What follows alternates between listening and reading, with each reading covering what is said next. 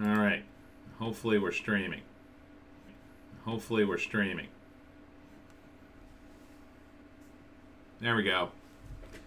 There we go. I think we're streaming now, Joan. Let's get back into this. Get to my channel. Just double check. In the NBA playoffs. All right, let's just double check, make sure I'm going here. All right, good to go. Okay. All right, everybody. Let's just pull this off and do this. Okay. Put this over here like this. Don't want you up. Want you up. Okay. Now I think we're, now I think we're almost good here. I want to put this in the background and the other one like this. There we go. So this in the background here. And one more. So hard to set this up. Okay. There we go. All right, we're going to set this up here so I don't have to look at myself and I can see everything. Okay. All right, we're rolling here. I can see your comments. Although I'm not on StreamYard, I can see your comments. So we're going to do Hollywoke Hot Take Live. Welcome to the live stream. Sorry about the boomer moments in the beginning, as always. It's weird. It's weird to set this up. It doesn't seem consistent. So make sure my sound is good. I think it is. Nobody's watching anyway right now. Oh, get up there. What are we doing here? Okay, yeah, there we go. All right, how's my sound? I think my sound's good. I think my sound's good because I'm going through OBS. Okay. Hi, everybody. Welcome. Hope you're having a nice Easter. Little Joan and I are having a nice Easter, aren't we, Joan? Oh, Joan's so cozy. Look how cozy Joan is. There you go. It's kind of chilly today. A little bit chilly. Had to wear a jacket. It's like 50, windy here in South Jersey. Just went to a fantastic meal for Easter. A little family get together at a country club. Not that I would ever be a member, but oh man, they had everything at this brunch. Now this was a breakfast brunch, and they had sushi. I'm all about that. They had shrimp, had oysters. Oh. Then they had a bunch of breakfast food, but who gives a crap about that? Although I did have some, because that was good too. It was all high-end stuff. Avocado toast and prime rib, and oh my gosh, they just had everything. They just had everything. I couldn't eat enough. And they even had a dessert bar, and at the end I went for that. Really, really filled me up. I could have probably gone another two plates of savory if I hadn't gone a plate of sweet. It was good stuff. It was good stuff. And I'm already a little hungry now. No, I just got back. And this is the live stream. So we're going to do Hollywoke Hot Take. So we're going to go through some of mostly new stuff today. Not a whole lot of headlines. And as always, support the channel and check out the Pineys at thepineys.com and Amazon, which reminds me, I've got to give Joan a treat. Joan, you want a treat? Are you all cozy in there? Here you go. There's a treat if you want one. I don't know. You sick of these treats? Do I have to switch treats again? My dog. Very demanding dog. Very, very demanding pup. Anyhow, let's get into it. Former stripper running for Congress says she aborted her baby to give it a better life. What party, I wonder, that she's running for? Oh, Democrat. Oh, well, that is a surprise. So, Alexander Hunt is running for a Democratic nominee for Philadelphia Area Congress District. Has been attempting to leverage her sordid past in order to gain an edge over the competition. As a young adult, Hunt chose to become a sex worker while she studied at the University of Richmond, where she earned a degree in psychology. Now has her eyes set on Congress. Hey, is a stripper really a sex worker? I mean, you're not having sex. I mean, you're stripping. I think that's a little strong. Gateway Pundit. Anyhow, she also wants everyone to know that she never regretted her abortion. I had an abortion at 18 years old, and why I made the decision, which I have never regretted. Yeah, look. If you had an abortion, I don't think you should be hounded for it, and maybe it needed to happen, but bragging about it is just, it's too much. Stop. Her campaign, which is pro-drug use, includes greater access to abortion. Don't think that needs to happen. Decriminalization of prostitution, okay, and other progressive promises to erode the backbone of American society. Well, I agree with prostitution legalization, not decriminalization. Prostitution should just be legal. Should just be legal. Go ahead. I don't care. What do we care? Yeah, you could put up some parameters, like they have in Nevada, but...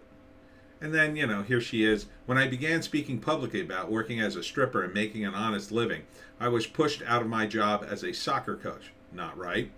While Matt Gaetz has been under investigation for having sex with a minor and sex trafficking, he remained in Congress. It's a bit strong because Matt Gaetz, of course, I don't think he was ever charged. So, I mean, people in Congress get investigated all the time. I mean, so is Senator Robert Menendez has been investigated a bunch of times. In fact, I think he went to trial, but he was cleared. So, I mean, so this is more, nasty political posturing. So I guess you're just as nasty as all the other people running for Congress or whatever. I guess great that you own your past and everything, but I think this is a little much. And quite frankly, the people of Pennsylvania are probably going to lean red, but you are in Philadelphia, so maybe not, because there's so many Democrats in the Philadelphia region. But do you really want to vote for an ex-stripper? Seems weird. Seems weird. ADL says tattoo denoting hailing of Christ is a white supremacy symbol. There are 0 visual examples provided by the ADL, and the internet searches for such also rendered 0 results. According to the Anti-Defamation League, the number 83 is listed among the numerical hate symbols as it represents for hail Christ. So what? And that's white. I don't know how that is. The ADL has been off its game for many years. I think they're a disgrace to their former predecessors, who genuinely set up the ADL for important reasons. Now it's turned into just a political arm to smear anybody who they can't shake down or who's conservative, I assume. But I wouldn't give them a dime. Nah, this is disgraceful. The ADL is, and they continue to further disgrace themselves, I think. So this is just the latest example, going after, I don't know, I guess Christians for whatever reason. College students mock the Last Supper during Holy Week. Joke Jesus, semen provides everlasting life. Student publication published a satire piece during Holy Week that replaced Jesus Christ's blood with his semen, joking it will still give us everlasting life. Our seniors eat cock for breakfast, lunch, and dinner and supper. If you like girls in short skirts moaning, come watch W10 kick Trinity's... what? I don't even know what that sign means. But who cares? I mean, these are college students. This is pretty much par for the course, doing something this outrageous. So they're just looking to offend people. This is the Hamilton College in Clinton, New York, east of Syracuse. The jokes were crude and sexual in nature, mocking core Christian beliefs. Yeah, that's pretty much what you'd expect at a liberal arts college, I assume, in New York, upstate New York. I mean, this kind of raunchy stuff. Who cares? Who cares, post-millennial? They've done far worse, probably in my view. Animal rights activist carried out arena after chaining herself to a basket to protest Timberwolves owner. I have many questions about this headline. What basket? Why is there a basket in the arena? Why protest Timberwolves? The name? Does that somehow hurt the name? The t-shirt read. She wore a t-shirt that read "Glenn Taylor roast animals alive." What? I don't know. I don't know what any of this means. She changed herself to a basket stanchion with a yellow chain. Oh, okay. It's a little different. I thought it was a basket. I'm like, just carry the basket out with her. I don't know what a basket stanchion is, but okay. I guess we're protesting the NBA. There's somebody here reporting about it, aka Perk 70 hashtag Black Lives Matter. To me, the NBA is a big circus anyway. You get what you deserve. You wanted these lefties, right? Didn't you want all these lefties protesting things? I thought you liked protesting, NBA. I thought you liked having your games interrupting by more important things. Like Black Lives Matter. Animal rights matter too. Yeah, why not just have a whole game of not playing basketball and, catering to these woke morons? I hope they do it every day. I hope they do it every game to you. And I hope the Chinese laugh their asses off every time they see it on TV. Public library hosts a dance class for the elderly. Oh, that's nice. No whites allowed. Wait a minute. What?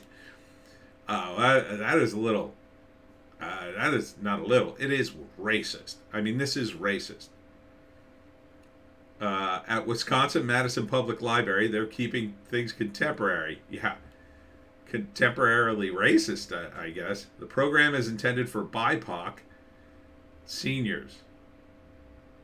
The Caucasian Free Four-Way is presented by the KLJ movement. The KLJ movement is a professional performance and dance company that embraces and influences black and brown people in a world of dance.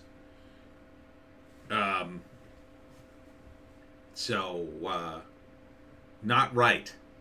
Wasn't right when other people did it. It's not right when you do it.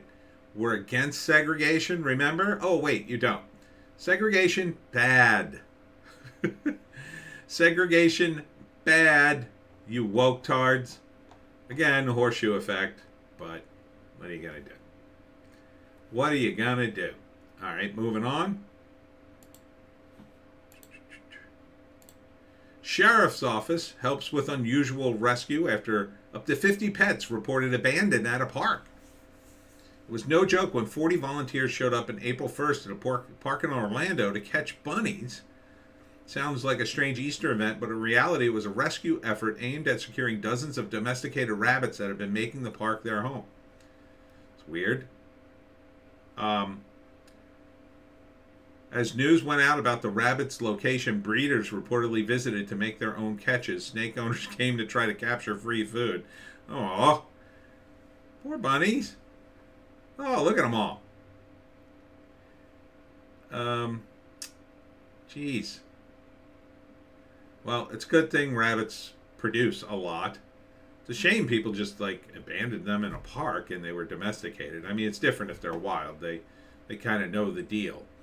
Got plenty of wild bunnies where I live, that's for sure. Perv parent gives elementary school students condom-filled Easter eggs. Why would you do this?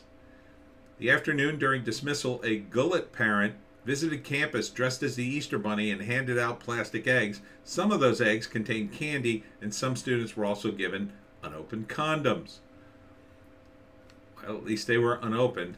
How does this happen in Austin, Texas? Well, that's the most progressive town in Texas, I guess. So I guess that's why. Gullet Elementary principal Tammy Thompson said some of the students received the usual Easter egg items where some were... it's just dumb. Why would you do this? Thompson said in a letter the event was unplanned, nor was it sanctioned by the school. Well, that's good. I guess it was some wacko parent.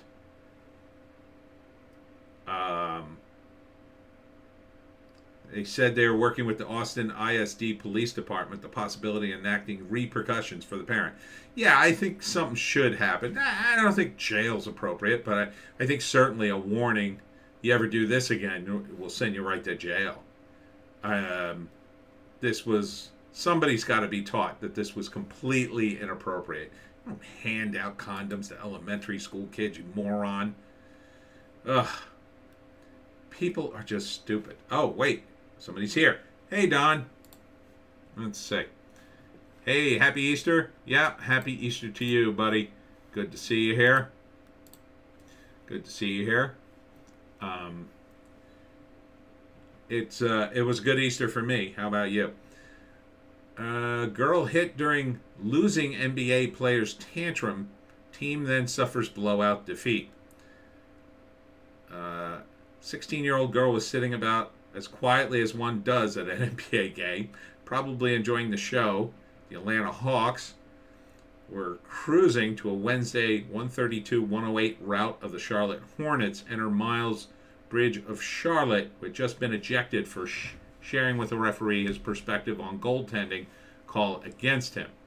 As Bridges stalked off the locker room in a cloud of rage, a fan jumped up and added insults, lots of them to injury. Bridges had much of the way of self-control remaining. It was not evident in the videos which show him hurling his mouthpiece in the direction of the mocking fan.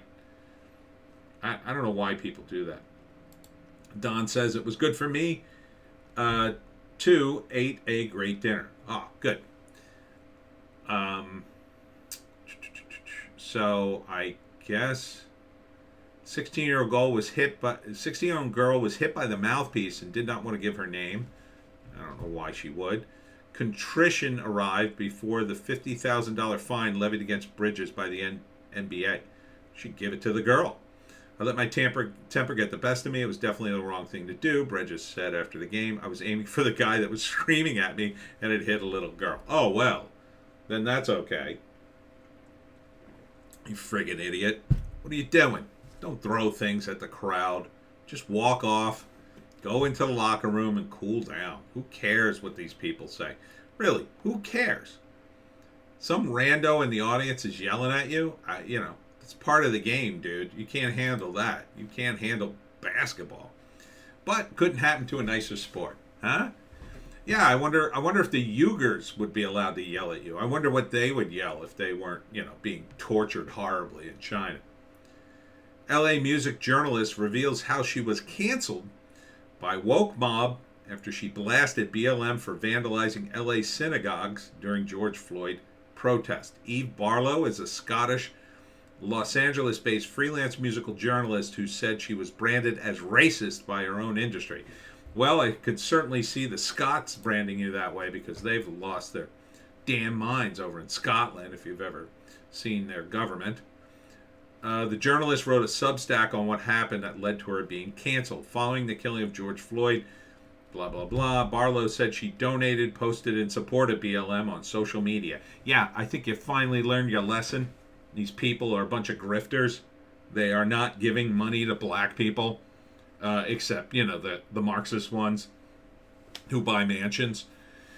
When the synagogues in Los Angeles were vandalized, the Jewish journalist had enough and posted a tweet that got her canceled. How dare you?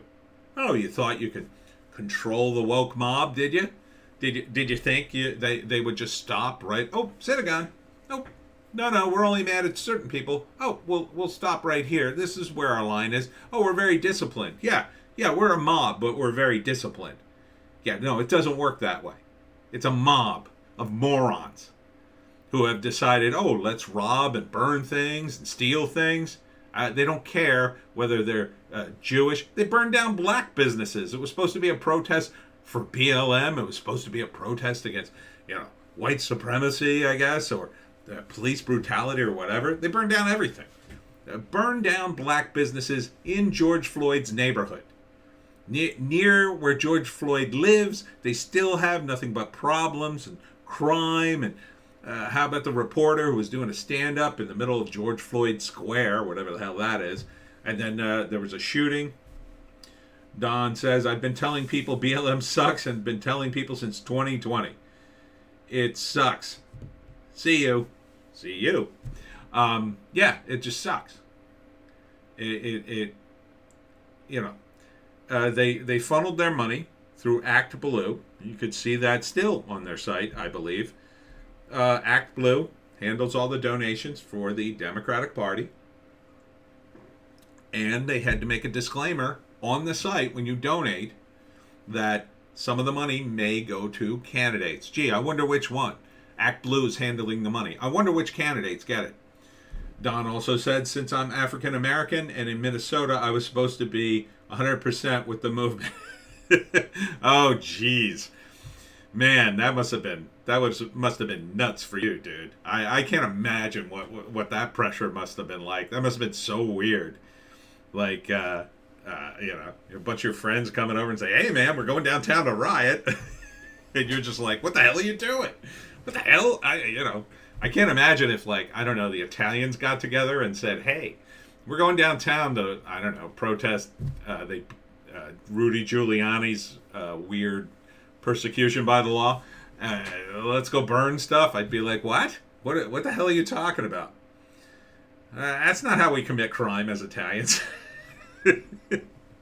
we're much more savvy about that. No, it's, yeah, I can only imagine what that, oh man. That must have been nuts, man. That must have been nuts for you. Yeah, I mean, this is where the Democrats got all their money for 2020. Essentially, they were just funneling it right out of the movement.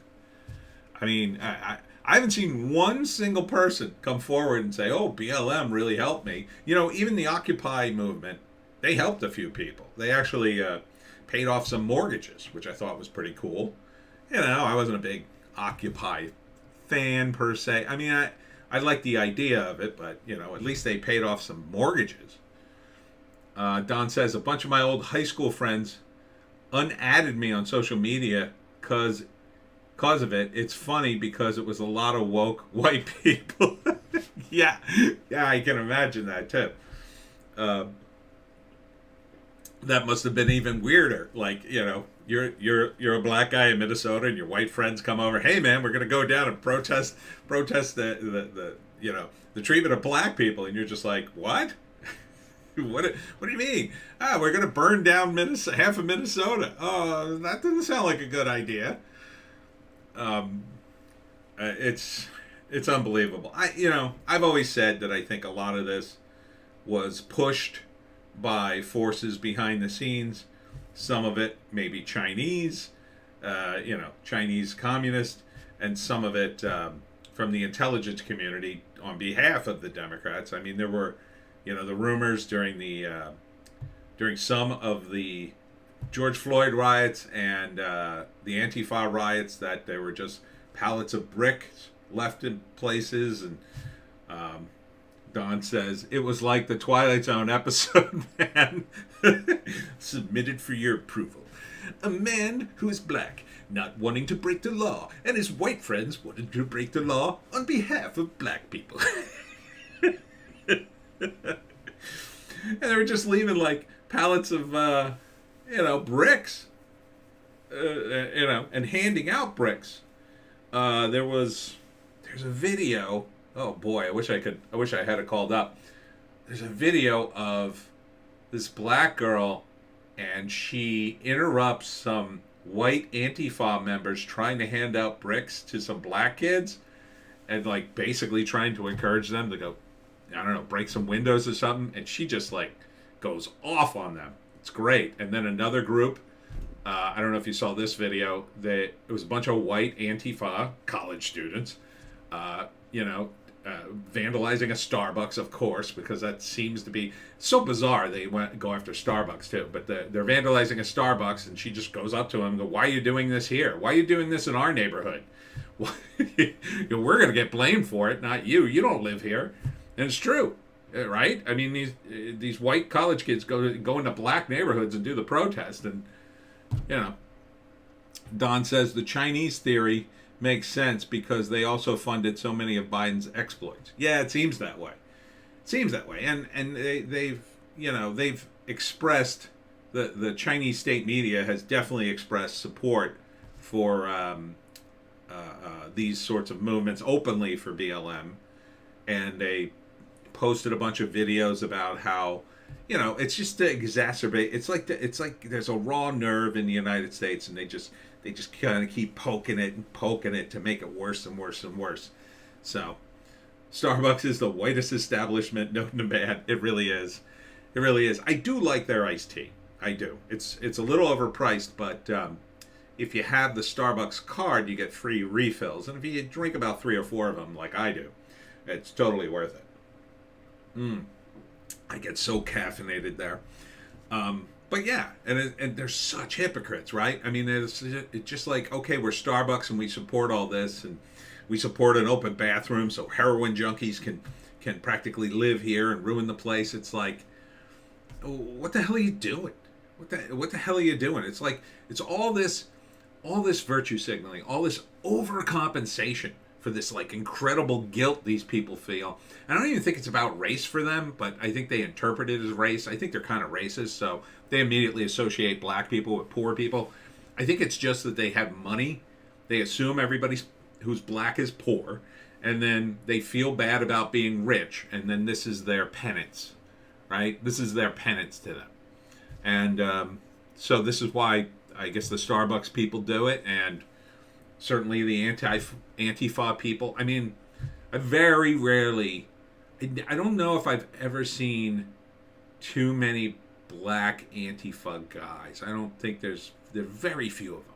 It's almost all white, and a few, maybe a sprinkling of other races in the mix, but it's like 90% of those guys are white as the driven snow. They're like college students. They're all like in their 20s. 90% of them. A handful of them are a little older, but yeah.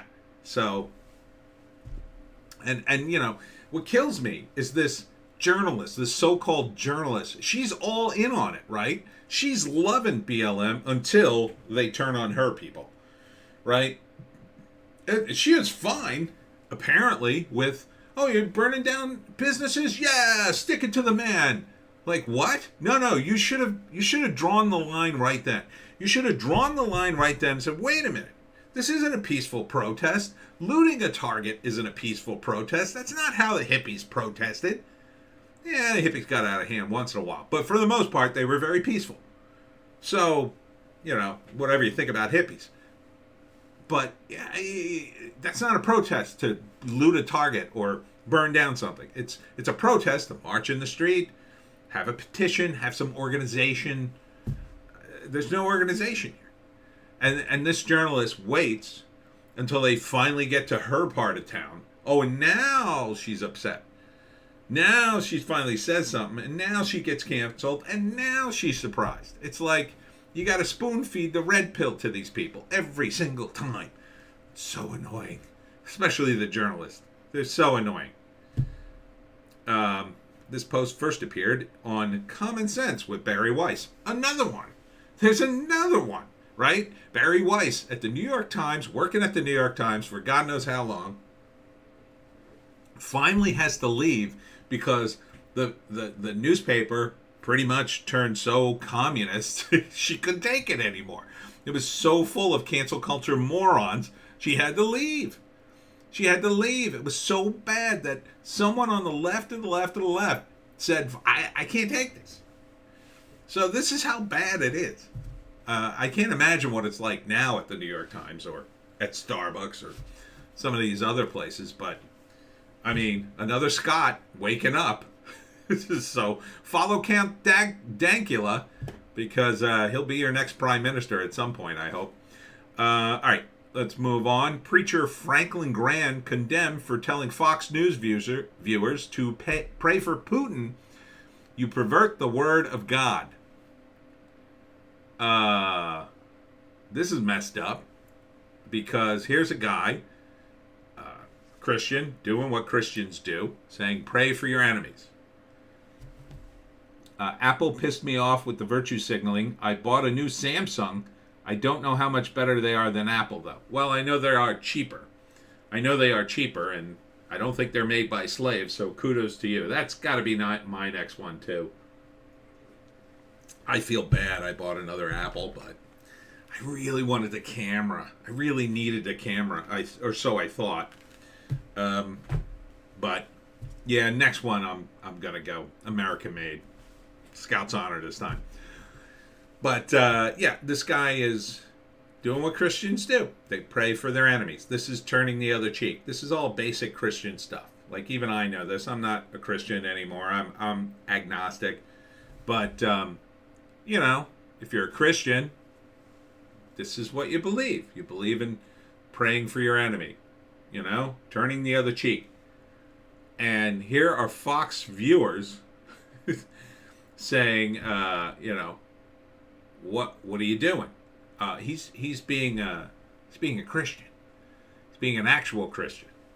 So good on him for doing that. Bad on you, Fox viewers, commenters, for being hypocrites.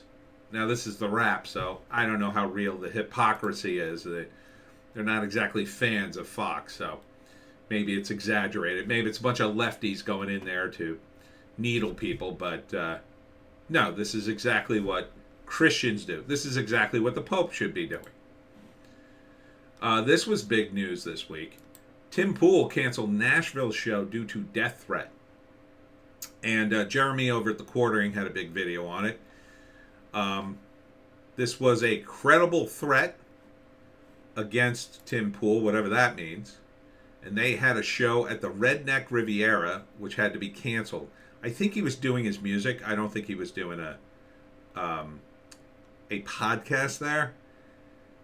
Oh, I guess it was music and commentary. So I guess he's trying to push out his music. He was doing a show with John Rich. I'm not familiar with him. But Jeremy was talking about it. Yeah, this is bad. I mean, Tim Pool has been berated by forces I don't even know. Damn, Tim Pool makes people really pissed, says Don Second. Yeah, he really does. You know, it's weird too, because I feel like since Tim switched over to his different format, I kind of watch a lot less of him because I don't have much of an attention span. And like, so another Tim Pool fan said what I wouldn't say online. I don't think this is totally true, but it's kind of true.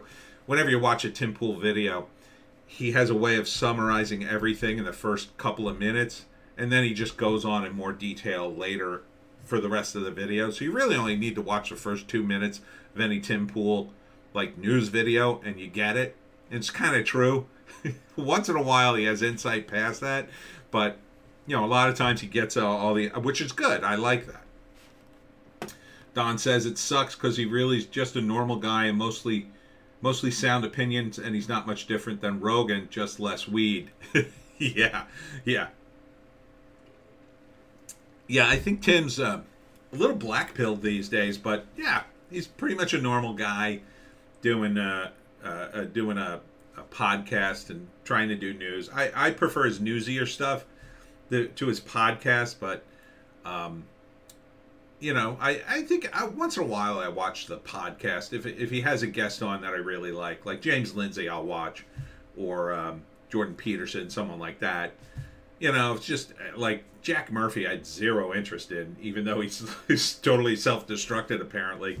But yeah, I mean, I don't get why the Antifa types, it's like the Antifa types put them on a list back when they were at their peak, and like you can't get off the list.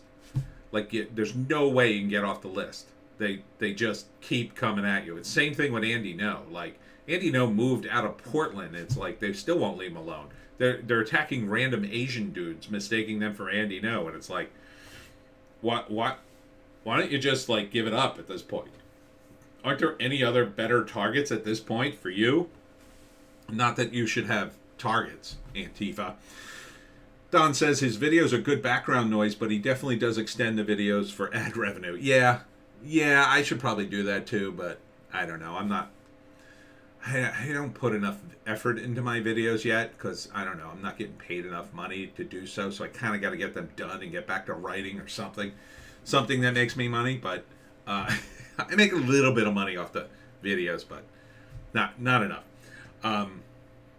And sometimes I redo them. I mean, I try to make them good, but I like to improv it. I like to mix it up. So, but yeah, I mean, I just don't get these Antifa guys. They have no sense. It's like it's like one guy decided he hated Tim, went after him a couple of times, and then told the rest of his buddies, and probably left Antifa. And the other Antifa guys went, "Oh, I guess that's a guy we hate," and they just keep going at him. And now it's getting serious. I mean, now people are going to go to jail for the stuff they've done against Tim Pool. Between showing up at his compound and now this, you can't make these kinds of death threats publicly and get away with it. I mean, they've gone after, back when I was in middle school, a kid called in a bomb threat from a payphone in the school back when there was no technology to trace that, and we all got out, and he got into big trouble, but like he wouldn't go to jail. This was like the 70s or early 80s. Because he was just a minor. But man, when these are grown adults doing this, that's a federal crime now. When you're calling in bomb threats and threatening people over what's essentially interstate communication, that's federal. That's like you're going to do time in federal prison or have a very serious record, either one. So I hope Tim prosecutes all these guys. And it's weird that they just keep showing. I mean, like, it's definitely more than one at this point, because the first guy, I think they arrested, and there's been other guys since then, and it's like they're just throwing themselves at Tim Pool trying to stop him. I'm not sure what they think they're accomplishing, And I've always said, and I totally don't want this to happen to Tim Pool, but I'm very worried that it might, that these people will continually escalate and get more and more violent. I'll just briefly restate my theory. Like, there's this many Antifa people, and then as they go out of vogue, as they go to jail, or people just give up, they get smaller and smaller. It's a smaller and smaller group, but as it shrinks, they get more and more violent, more and more, criminal, until you get down to that core, and then it does become a criminal organization. They do, enough of them become veterans at it that they're going to become very criminal. At least he still sticks to his guns for the most part. Yeah, he wanted to do this show. He wanted to do this show despite the threats, and good on him. I think he said he was going to try to change venues, and then I think they eventually did a show online or something. And this is in Nashville. And Nashville, I was just talking about Nashville at my dinner. Nashville's blowing up, man. Nashville is the place to be. That's going to be like the city. It's going to be the hot place to live. Kind of like Austin was back in, I don't know, the 90s, I guess, when it was like cool and weird. Yeah, Nashville's going to be the place. It's like where everybody's going to and everybody's doing stuff. So it's going to be very interesting. Looking at the box office, Fantastic Beast opens to franchise low of $43 million. And, yeah, it's done, I think. Thank God. I'm so sick of Harry Potter. But, I mean, they've beaten this into the ground. They got rid of Johnny Depp. They attacked J.K. Rowling. It's ridiculous. I hope J.K. Rowling creates something new that blows the doors off of Harry Potter or something. Because it's just so annoying to hear them talk about this, and the lefties are so weird about Harry Potter. I'm just sick of it. The Daily Dot targets human events editor's family, including small children, in discussing hit piece. This is Jack Posobiec. He's been an outspoken critic of Disney and the company's intentions toward grooming children in new gender identity and adult sexual lifestyles has become apparent. And it says here on the Daily Dot, you didn't boycott the groomer's world. Jack Posobiec took his kids to Disney before leading the campaign, branding it as pro-pedophiles. Well, that was before Bob Chapek kind of S the bed on Disney. I mean, I believe. I mean, what Pasoba Chapek recently, pretty recently, was talking about being apolitical, and it looked like he was turning the boat around. And this was also before the Zoom call, which the Zoom call is just devastating. I mean, yeah, we knew they were doing a lot of programming in this area, but it wasn't so overt that we thought, oh, well, it's not like a plan. They're just all caught up in it. No, it's a plan now. I mean, the Zoom call showed that. That they're gleefully planning this stuff. And, that they are just doubling and tripling down. You've got an executive who basically said, oh, my kids are pansexual and demisexual and whatever sexual. I forget exactly, but, she's caught up in it too. I mean, these people they're beyond. And they want everybody else caught up in it too. They think everybody's got a kid who's this way, and everybody, oh, my kid's oppressed too. Like, this is the oppression Olympics. But it's time. It's and so Pasobic took his kids to Disney World. He went with them. He was there to protect them. I mean, although they're overstating, the PM is overstating the Daily Dot, targeting him in disgusting hippies. I mean, they're trying to point out his hypocrisy. But let's be honest here. I mean, this is a recent development in Disney, a pretty recent development. It got bad before, but now it's really bad in my view, and I think in Pasobic's view, and now they're boycotting Disney. So I don't know what you're trying to prove, Daily Dot. What is the Daily Dot anyway? Who does that? Is that a Democrat thing, or is that a Disney thing? I don't know. All I know is I'd certainly watch the Jack Pasobic before I'd watch whatever the Daily Dot is. Seems reliable. Billie Eilish, is it Eilish? To Coachella crowd. Sorry, I'm not Beyonce. Not sure why she's apologizing. She's the youngest artist ever to headline the music festival, and did a shout out to Beyonce for some reason. I don't know why. Beyonce's old news, Billy. Old news. Hollywood, it loves youth. It feeds on youth. And you are the youngest. Therefore, you are the best, according to Hollywood. So, talk to us in 5 years if they ask you back. Then you'll be old news. Oh, this. BBC announces that they'll use Doctor Who to tell trans stories. Yeah, that's what everybody wanted, right? I mean, you were watching science fiction and you said to yourself, why isn't there more trans stories in this show about aliens and other dimensions and time travel? It's just unbelievable. This is going to be a according to the announcement from the state-owned, publicly funded British Broadcasting Corporation, I think I covered this before, the network plans to use the famous Doctor Who series to present Trans Tales, the ostensibly impartial and apolitical broadcaster, declared on the front page of the BBC News website that it will use its famous science fiction show to enable individuals to tell trans stories. Oh, this is the podcast. Yeah, so it's a podcast that they're going to make full-blown trans. And Don says, I guess gender studies do fit into fiction. Ha ha ha. Yeah, apparently it fits in everything now. Look at the hair on her. Man, that's an 80s haircut, isn't it? Yeah, it's just insane. And it's also insane that they used this particular doctor picture. I don't know why they used him. It's just unbelievable. Oh, and here's the female doctor, everybody. The one that everybody hates. The one that will be forever associated with the worst season of Doctor Who ever. It's like it's like the people who are associated with the worst SNL season ever. Although that may be this season at the rate things are going.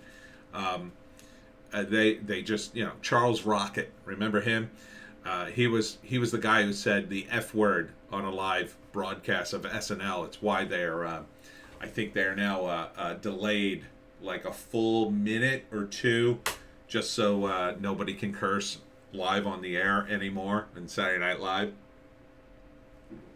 It was bad, and weirdly enough, I think Gilbert Gottfried was on that season of Saturday Night Live. So, but yeah, I mean, this is just the dumbest thing ever. Like, why would you need Doctor Who to tell trans stories?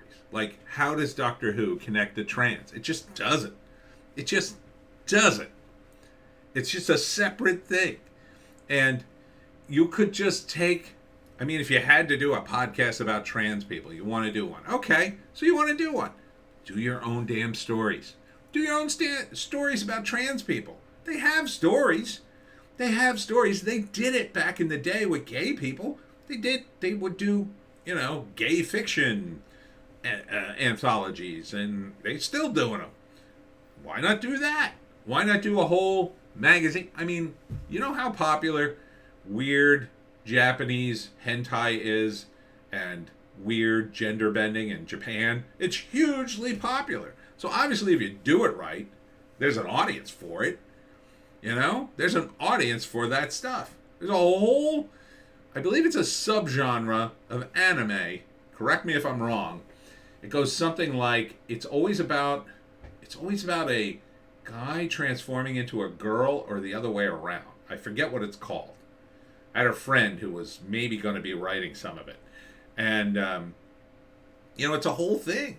It's a whole little subgenre that people like. I don't like it, but some people like it. Why couldn't the podcast be about that?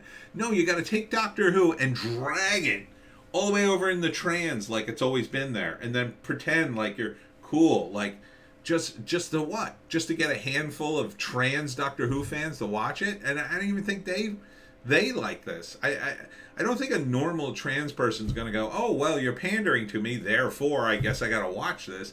It just feels like pandering, doesn't it?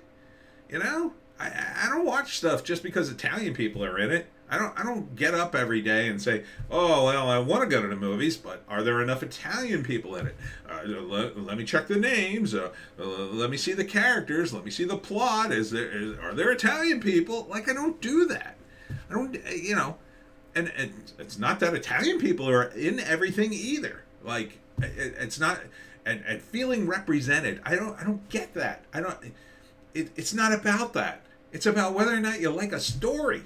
If it's engaging, if you identify with the character, regardless of who it is, you identify with that character. You're represented. Now, you may not be represented physically, as in like that character's just like me, but you're represented emotionally, mentally. Don says they can't make a new IP because they know it'll suck. Exactly. You're talking about a group of people that makes up a very tiny percentage of the world. There's just not that many trans people. There never will be. Okay? And there's nothing wrong about being unusual and weird. In fact, I find being a weirdo, it's my preferred state of being. I like being out on the edge of the bell curve. I like being the unusual guy most of the time. Sometimes there's a disadvantage, but, and I'm not trans, but I'm a weirdo. I'm definitely out on the bell curve. I'm not normal. But, not everything's going to appeal to me. Not everything.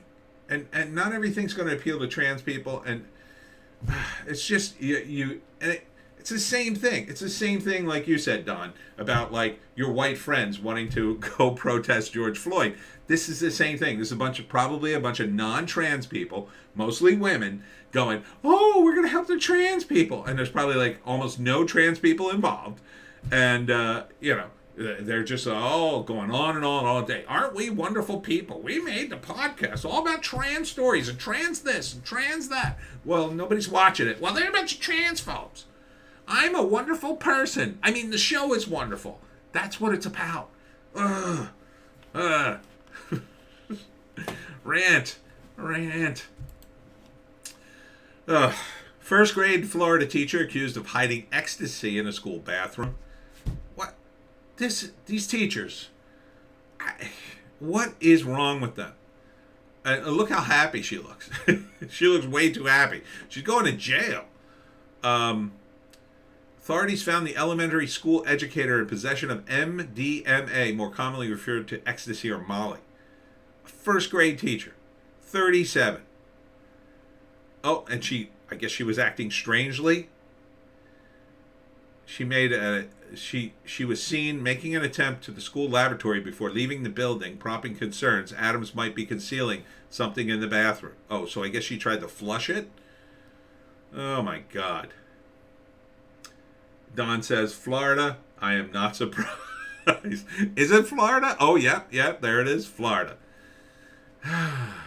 But here's the thing, and I keep saying this, it's like, they keep finding these whacked out teachers in Florida and Texas and all these red states. It's like, this has got to be happening in the blue states. It has to be. The difference is, I don't think they're catching these people.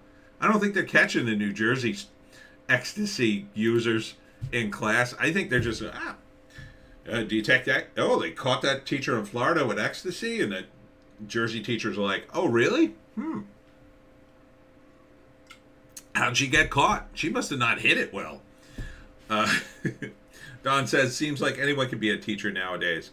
No, you actually got to go through quite a process. But once you're through the process, once you get your degree, then you have to be a student teacher for X amount of years. I forget how many hours. And that sucks. And then after you've done student teaching, then you try to get a job at a school, and then it's all about getting tenure.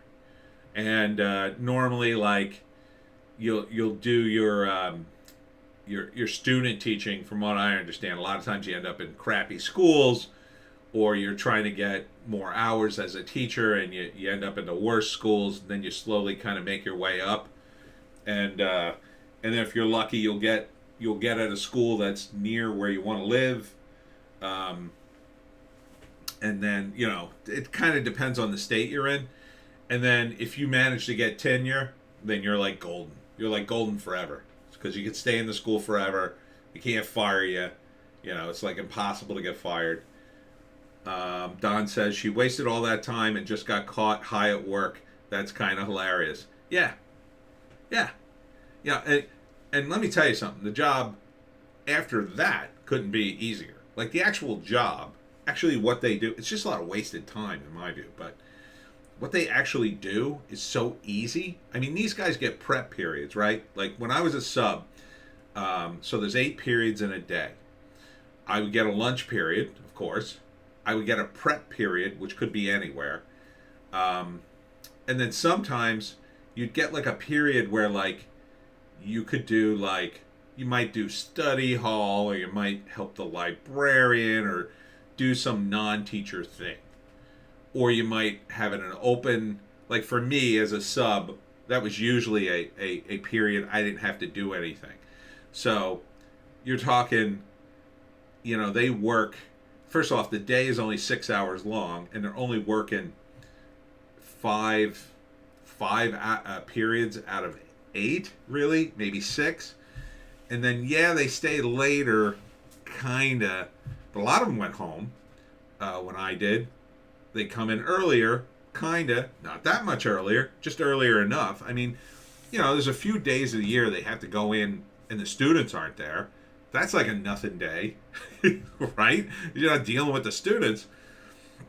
So, I mean, other than like parents' night, I mean, they're not doing a ton of extra work.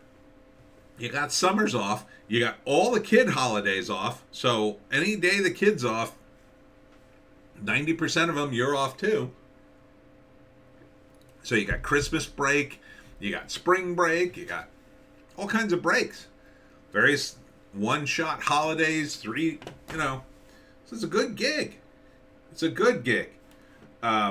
People complain, oh, they don't get paid enough money. Yes and no, but it's like, the problem is they're administrator heavy, right? They got too many administrators. Everywhere I worked, there were like 1 million administrators, and you never saw them do anything. They didn't administrate anything. Not with the substitute teachers anyway. I mean, that was just, I'll tell you the people who work in a school, the secretaries, they did all the actual work. They were filling out the paperwork. They were telling us what to do. They were running the school. The administrators, I never saw them. They were never there. You know, sometimes I'd be at a school for like 2 weeks. I never saw an administrator, not once. You know, I'd go in and out of the office all the time. Sometimes I had problems. Still didn't talk to an administrator. One time I talked to like a VP, a vice principal. And I totally regretted it because all he did was tell me everything was my fault and send me back to the class, throw me back to the lines. So, yeah, it's a terrible profession. It really is now in public schools. I think it's all cover your ass all day long. Just get the kids from day to day, week to week, month to month, year to year, get them the hell out of here, and then bring in the next crop of kids. I don't even think it's about indoctrination for most places. It's just an assembly line of let's get rid of the problems. They're constantly trying to put out the problems of all these dysfunctional kids. And you can't. There's just too many of them. There's just too many of them. They don't get the attention they need at home from their parents. They just dump them into school. And then when they're at home, they're practically ignored. And these kids are starved for attention. And there's just, you couldn't give them enough attention. You got a kid, you got 35 kids in a room. You can't give them all enough attention. So the smart kids tune out because they're bored out of their minds. You end up dealing with the 2 or 3 dysfunctional kids in your class at various degrees, and everybody else is just kind of cruises through. Don says, this makes me think my K-12 experience could have been way worse since I went to a top school in my state. Yeah, mine wasn't too bad. I mean, I went to a pretty average school. It was very blue collar. When I got to high school, there was a lot of metal shop and, auto mechanic guys in my classes. I wasn't on that track, but I was on a more academic track. We had some sort of deal with a Voki, which was a vocational tech. So there were a lot of guys who I graduated with. They got good jobs. They went in vocations. A guy I went to grammar school with. He does the air conditioning and heating. He does very well for himself. The kids that I was in a class with, the academic track, they're all like computer guys, and they all have good jobs. I'm the poor one, but it wasn't horrific, but it wasn't like. I mean, this is like the 70s and 80s. It wasn't a great place to learn. It was okay. We had some really good teachers, and then most were just kind of indifferent. Now I think it's a lot worse because the kind of people who are in there are just following instructions, and I think they've gotten too top-heavy with administrating everything. Everything's administrated now. I mean, they're micromanaging the math class, and now with this woke BS, I can't imagine what that's like. I'd lose my damn mind if I was a substitute now and I got the instructions to decolonize math. I'd be out of my mind. I'd be like, I'm not doing this. I'm not doing this. Yeah, I'd make up some excuse. Yeah, I forgot to do it. I just taught them regular math. I was in class one day and we had to teach the kids fractions. Fractions are not that hard, right? I mean, you do a pie chart, you split the pie, and it's very easy in my view.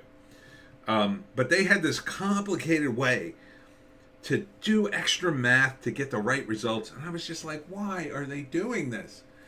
And a kid turned to me and was like, can I just do it the normal way? And I went, yeah, do it the normal way. And she would just take a pie and she'd split it and count the pieces. And I mean, it's so simple. It's so simple. Fractions aren't that hard if you just understand basic math. But it's like every generation, they want to do something new and innovative and progressive, and it's just not. It's just new to be new. It's progressive to say, oh, I'm progressive. So to some extent, I think the whole decolonizing math, or whatever the F that is, it's just like, oh, well, we needed something so we could tell everybody how awesome we are. Again, all the virtue signaling. And again, it's also driven out. The men in the profession have either been driven out or they ended up in administration where all the money is and less work and politics. It's like there's way more political in the administration. So you're just left with all these women who are just like, they're like babysitters out of control, I think. And now they're all a bunch of pink-haired weirdos. All those people need to be fired. Everybody with pink hair, fire them. More casting news for Sony's Spider-Verse film, Kraven the Hunter. Is this kid going to be Kraven? He looks a little young. I guess he is. Aaron Tyler Johnson is in the title role. So this guy, or no, he's Levi Miller. Okay. So yeah, I think Kraven's a little older. I think Kraven the Hunter will be a good movie. I think he's a good character. I think they haven't exploited him ever in a Spider-Man film. So it was a good comic. The end of Kraven the Hunter was a good comic. I remember that back in the day. That was one of the ones I collected. So that should be a fun movie, especially with Tom Holland fighting Kraven. I'm looking forward to the new Spider-Man movies. That's some of the few movies I'm looking forward to.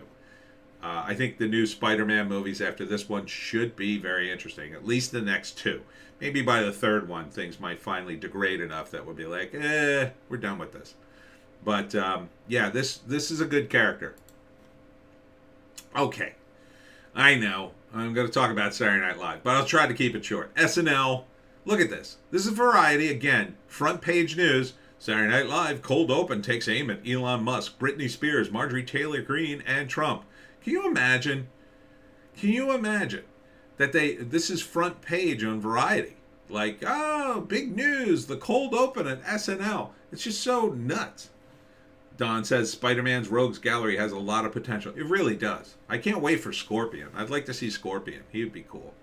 You know, not as a main guy, but like as a throwaway. But yeah, this SNL, I mean, it's just unbelievable. Variety, is Variety owned by NBC? That's the only reason I can think that they just cover it endlessly. And it's just like so painful, you know? Like even this still looks like, God. It looks like it's trying so hard to be funny. They're still making fun of Marjorie Taylor Greene and Trump. It's like, give it up. Give it a rest. Lizzo performs double duty as SNL host and musical guest. She's just gross in my view. She's just so gross. I guess. I mean, I don't get Lizzo at all. I don't get the appeal. But okay, whatever. I guess she's the host, and now they're talking. They're even here. Like he's not even on the show yet. Benedict Cumberbatch returns to SNL the host. Arcade Fire said as musical guest. Like who cares? Who the hell's watching TV anymore? Not just SNL. No one's watching TV. No one's watching TV. All of TV, the audience is disappearing. You're promoting this like this is something. This is nothing. I have the internet. I don't need this. I just don't need this. At any time, I can access YouTube and watch people get kicked in the balls until I get bored of it. And it's so damn funny. I'm sorry. It's just so fun. It's just so funny. I just love watching fail videos. I watch them all the time. People just hurting themselves. Sometimes it's too much. Sometimes I go, ooh, I wish I hadn't seen that. But a lot of times it's just funny. People falling down the stairs, breaking their own stuff. I mean, it's great. It's funny. It's spontaneous. Once in a while, I'll watch a comedy sketch. You know who I'm watching? I keep mentioning him. Kyle Dunnigan. You got to watch Kyle. He does great deep fakes of various. His new character is Trans Trump. It was very funny. Like that, to me, should have been on SNL. Kyle Dunnigan should have been on SNL. He's great.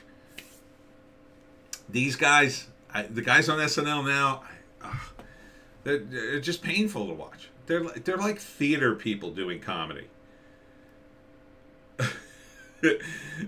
Don says, my mom doesn't even watch TV anymore, and she used to have CNN on 24. Wow. 24/7. Fail videos are hilarious. Skate whip out videos too. Oh, what is that? Guys on skateboards like wiping out? Yeah, okay. Yeah, I could get into that, a little of that too. Sometimes though, man, it's just, those are a little too painful. Those guys really hurt themselves. You know, when I see a guy like really take a tumble and like break his ankles, I hate that. I hate when they break stuff. I don't mind when somebody falls and they get back up and they're laughing or they're just like, oh, that hurt, you know. But man, when somebody breaks a leg, it's just, I don't like those. I don't like when anybody's actually injured enough to go to the hospital. Then it's too far. But, you know, a guy takes a tumble and face plants and then gets back up and he's a little bloody. That's about as far as I want it to go. guys who get hit by cars. It's like, oh, I didn't want to see that. I saw one just recently. It came out of nowhere, and the guy, it was something like "Watch to the End," and the guy was doing a skateboard thing, and he succeeded. Oh no, he was doing a wheelie. It wasn't on a skateboard. He was doing a wheelie on a motorcycle, and watch until the end, it said.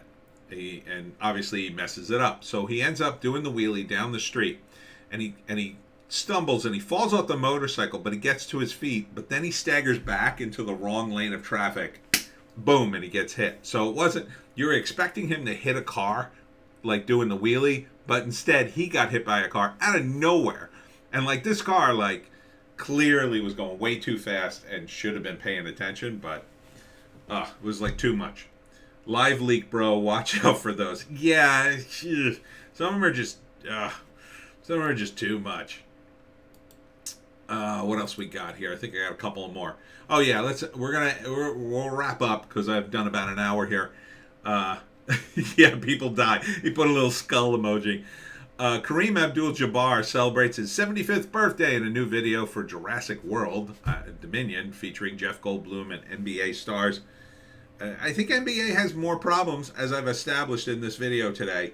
People getting beaten up and protesting. But it's nice to see Abdul make it to 75. And then, of course, some other old people that I like. Goldie Hawn and... what the hell? Goldie Hawn and Kurt Russell was the headline. There we go. Goldie Hawn is 76. Damn. Kurt Russell's 71. I gotta say, they look pretty good. They look pretty good for a couple of old swingers, don't they? That's a rumor. That's a rumor. Those two are swingers, or were. I don't know. I don't know if they are now, but they look good for their age. These two are still rocking it, walking around, having fun. They're going out to dinner here. I'm big fans of these two, so I'm glad to see they're still around. Still seem to be normal for swingers. These two don't get into trouble. I don't hear constant scandal from these two. They just appear in the movies and do what they do. I mean, Kurt more so than Goldie now, but that's fine. So good on them. There's some celebrities that are kind of cool, and Kurt's kind of based, I think. And I think maybe Goldie too. So good on them. Anyhow, I think I'm going to wrap up. Anything else to say, Don, before I wrap this? Thanks for hanging out with me. I know it was a bit of a didn't really advertise this one, but didn't really advertise. So anyhow, let's call it a day here. Thanks for tuning in. Thanks for hanging out with me, Don. And for those of you watching the live stream later, I'll be doing my regular videos. Won't be doing the Hollywoke hot take because you just saw it here. So I guess I'll do a Piney podcast or something. See if I can find enough headlines. So check you later, Don. Thank you, Don. He says, nice live stream, man. It's always nice to have someone here. Let me see if I can cut it off here and end stream. Here we go. See you next time.